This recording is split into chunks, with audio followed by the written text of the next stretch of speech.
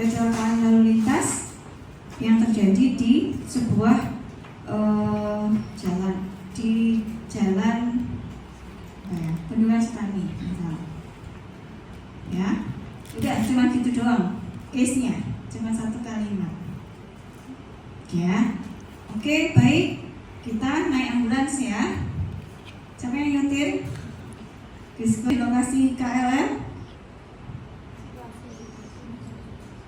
kerumunan orang. Habis itu mengeluarkan HP. Ngapain? Video.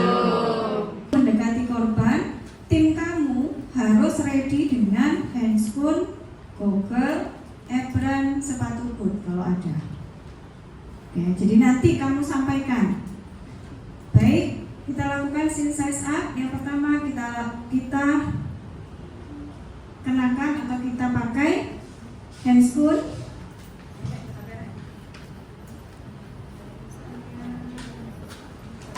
Aman, ya, SIM hazard. Kita pastikan aman untuk siapa? Untuk kita penolong maupun untuk korban. Ya, apakah lingkungan aman? Nanti kamu tanyakan itu ke saya. Saya biasanya jawab iya, lingkungan aman. Atau kalau nanti kamu dikasih case korban terjebak di dalam mobil yang pintunya macet, bisa jadi nanti case-nya itu. Maka kalau itu yang terjadi, Anda lanjut ke bagian keempat, need for more help or equipment. Ya, korbannya berapa? 1. Need for more help. Kenapa? Kalau pasien terjebak di dalam mobil yang pintunya macet, maka kita butuh bantuan orang lain untuk membantu mengeluarkan, karena di ambulan tidak ada yang namanya dongkrak, obeng, dan linggis. Ya, jadi kita butuh orang lain untuk mengevakuasi korban. Itu adalah need for more help. Atau case lain, misalkan kamu datang itu membawa satu buah ambulans. Satu ambulans hanya boleh mengangkut satu pasien. Tapi begitu kita datang ke lokasi, ternyata ada lebih dari satu korban. Maka Anda need for more help. Yes, kita telepon ambulans yang lain untuk bisa datang ke lokasi. Karena bisa jadi saat kita ditelepon orang lain. Ya, yang terakhir adalah mechanism of injury. Jadi korban cuma satu, mekanisme cedera kita tanyakan siapa? Kita tanyakan yang tadinya menelpon kita atau orang yang ada di sekitar korban. Ya, gimana mekanisme injurinya misalnya? Maka atau mungkin polisi yang tadi telepon, kamu tanya kok polisi, Pak, untuk Anda melakukan pertolongan, yang pertama Anda lakukan adalah general impression. General impression itu ngapain? Kamu lihat korbannya, lanang atau itu, laki atau perempuan, matanya tertutup atau terbuka, ada darah enggak yang keluar, yang tampak mengalir, atau ada luka terbuka tidak, usianya kira-kira berapa. Jadi nanti pada saat kamu ujian mengatakan kita lakukan general impression kepada pasien, terdapat satu orang laki-laki usia sekitar 20-an tahun, tergeletak dalam kondisi terlentang, mata tertutup, tidak bergerak, tidak tampak perdarahan. Itu adalah general impression. Jadi kesadaran dengan APPU. Mas buka mata. Kalau masnya merem nggak buka mata, respon korbannya gimana? Ada P-nya nggak? Ada P-nya nggak? Ya, karena pasien tidak berespon dengan rangsang verbal yang saya berikan. Lalu kita berikan rangsang apa? Nyeri. Lakukan sternal rub. Sakit ya? Sakit. Ini kan tak sakit. Apalagi kalau pada orang yang tidak sadar, untuk memastikan dia sadar atau tidak, lakukan tekan yang agak kuat. Sakit ya? Sakit kan? Padahal nggak saya tekan. Maaf ya. C. A-nya sebelum kita cek RW-nya, maka kita pasang sensor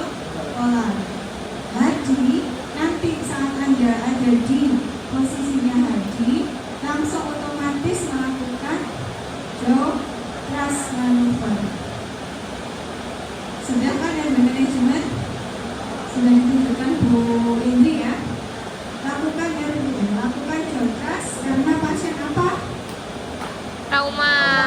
Kalau trauma, saat penolong pertama Sri Hadi melakukan joltras, saya memasang cerebral palm.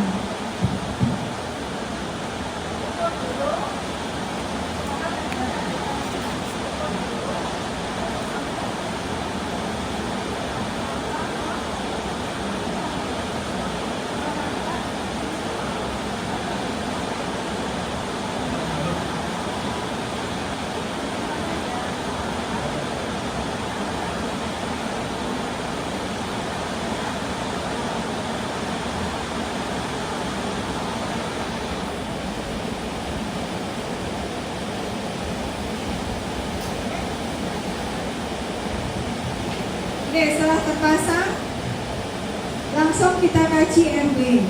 Pengkajian RW itu cuma satu, kita dengarkan apakah ada suara nafas tambahan. Gak usah pakai stetoskop, cukup pakai telinga. Apakah ada snoring, gargling, dan snigger. Itu harus kamu perdengarkan ke saya. Kalau kamu hanya mengatakan kita cek RW, diam, maka saya juga diam sebagai penguji. Tapi kalau kamu katakan apakah ada snoring, gargling, dan snigger, maka sama saja dengan kamu meminta data kepada saya dan saya harus memberikan data itu. Kalau saya bilang ada suara snoring, maka sebagai leader Anda harus menentukan intervensinya. Pasang OPT. Saat saya bilang pasang OPT, teman kamu harus langsung mengambil OPT. Tahu nggak OPT yang mana? Tangan B, pemeriksaan breathing. Kita dengarkan suara nafas, rasakan hembusan nafas,